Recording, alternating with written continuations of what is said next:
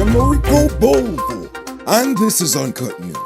Despite sending him in front of the courts not once, but twice, the Director of Public Prosecutions is maintaining that Marcus Pisrum should face a judge and jury for the murder of Burpee's carpenter Faiz Narindat. She is going as far as to ask that the High Court order blocking her directives to be overturned.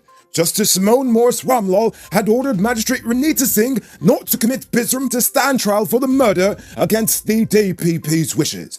We will keep you updated on the matter as details arise. But wouldn't it be nice if she approached the rest of this nation's criminals with such energy? 31-year-old father of one, Uriel Reynolds, was killed in an accident last evening on the Linden-Soesdijk Highway. Reynolds was driving a minibus when a speeding pickup truck crashed into him. It is alleged that the pickup truck, driven by 47-year-old Wesley Rodney of Linden, first collided with a car, which was driven by a 54-year-old Georgetown resident. As a result, Rodney lost control of his vehicle and ended up crashing head first into the minibus. The impact caused Reynolds and his wife to receive injuries about the body. Reynolds was pronounced dead on arrival at the Georgetown Public Hospital, while his wife was admitted as a patient. The police reported that both Rodney and Singh did breathalyzer tests, and they were both sober. On Tuesday, the GPF rejected claims by Argentine forensic anthropologist Dr. Luis Fondebruyter. Fondebruyter claims that he was never offered forensic reports or videos of the autopsies conducted on the bodies of the Henry cousins and Harris Singh. Despite releasing a statement on the matter, the police apparently missed the man's point completely. The cops did not respond to the fact that Dr. Fondebruyter said he had asked for the reports to include detailed information for him to analyze the forensic work done in relation to the case. Neither have they reacted to his claims that no one has responded to his requests. Now it's time to tell you about Best Buy's car of the day. Currently on sale is this 2012 Toyota Allion. It comes with TV, navigation stereo, crystal lights, mug rims, fog lamps, and much, much more. Pay cash for $3.1 million, or pay down as low as $620,000 with around $60,000 monthly, and it's yours. Call or WhatsApp 662-0844 for more info, or visit their showrooms at Lot 171 Peter Rowe Street, Queenstown, or Lot 2 Lamar Street, and tell them Noriko sent you for this sweet deal.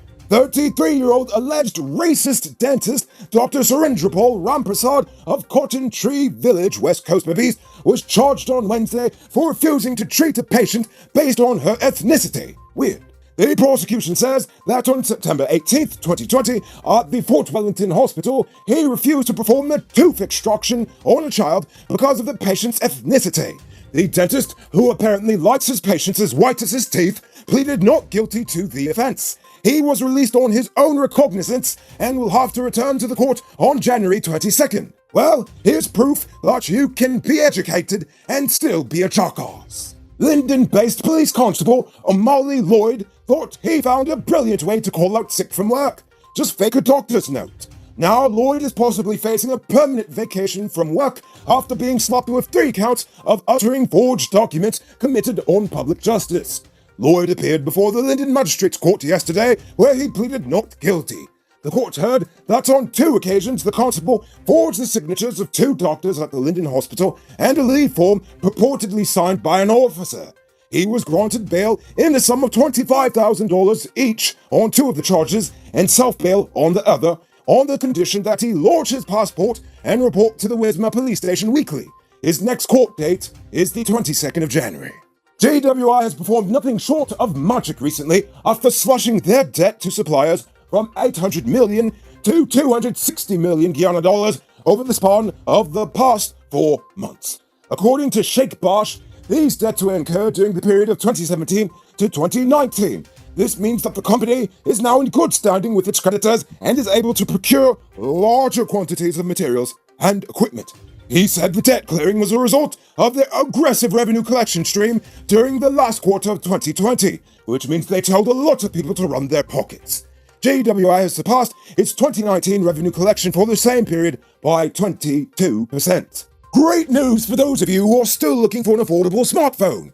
The sale has been extended. Get the Logic L60 for just $20,000. It comes with 1-year warranty and free digital Prime bundle. Available at Cellular Plus in the City Mall, Starbrook Square, and Sunday opening at Marcy Providence and Marcy Turkine. Don't miss out. According to Dr. Anthony, over 500 children in the nation have tested positive for the Rona since last March. He explained that a total of 114 children between the ages of birth to 5 tested positive. Additionally, 176 children between the ages of 5 to 9 and 247 children between the ages of 10 to 14 tested positive. The majority of the cases were asymptomatic and have already recovered. Speaking of the Rona, it's now time for today's Rona report. Today, the nation recorded 43 new cases. The total number of deaths now stands at 170. There are now 4 persons in the ICU and 402 persons in home isolation. The total number of known cases in the country is now 6,696. So please, people, wash your hands frequently. Avoid touching your nose and mouth and mask up before you leave the house. When you do leave home, try to avoid enclosed spaces and large crowds. And remember to give 6 feet of space between you and others. Now, let's take a look at news in the region. Yesterday, the Peruvian Medical Federation ratified an indefinite national strike due to the lack of agreements with the government to improve their working conditions.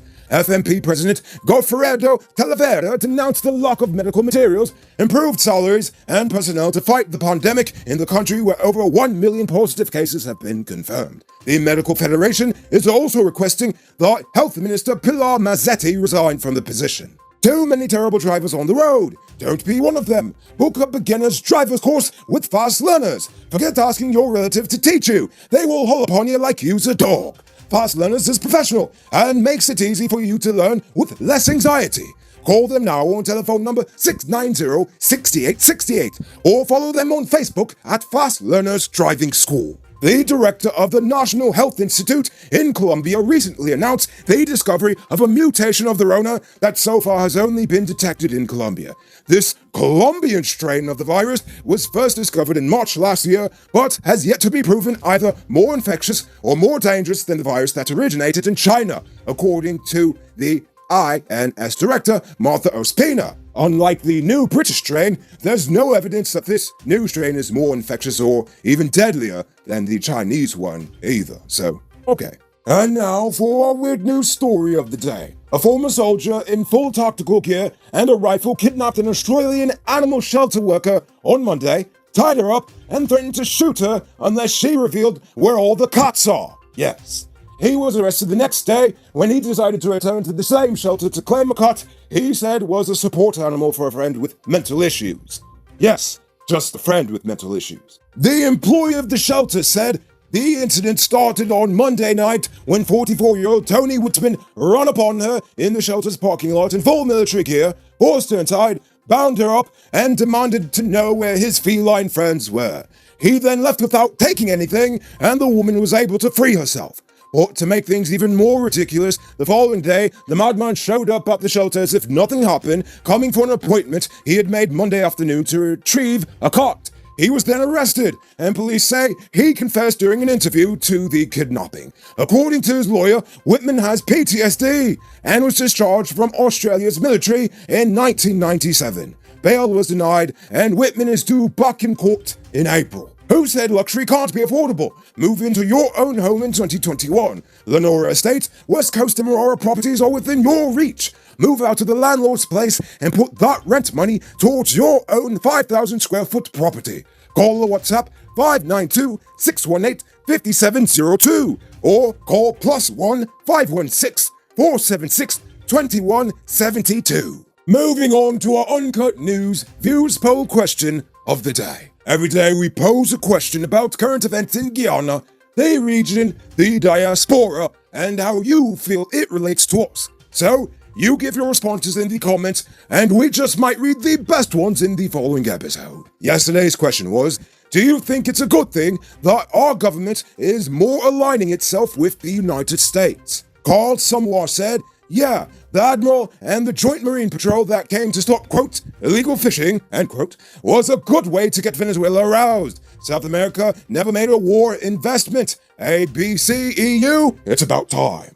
Desmond Burnett said, once the US Army trains the Army, the government can be muscled out of power, like Ecuador's removal of its democratic president. And finally, Jay Jairam said, Guyana will benefit from this experience. The US is also protecting its interest. Exxon is no joke. They are a huge taxpayer in the US. Good answers, people. So tonight I leave you with this question. With cases of the Rona increasing and even mutating in certain countries, should our government rethink its current reopening of the economy, or do you feel the effects of a true lockdown may be more harmful than the benefits it can actually give us? Think about that question and tell us in the comments below. If your response is good enough, we just might feature it in Thursday's episode. Anyway, that's all the time we have for tonight. Check us out tomorrow for another. Until then, I'm Noriko Bolford saying good night, folks. Hey, Uncut News viewers, thanks for watching. You can subscribe by clicking on this button over here, or click over there for more news. You can also drop a comment to let me know if you've made it to the end of the video. Goodbye for now.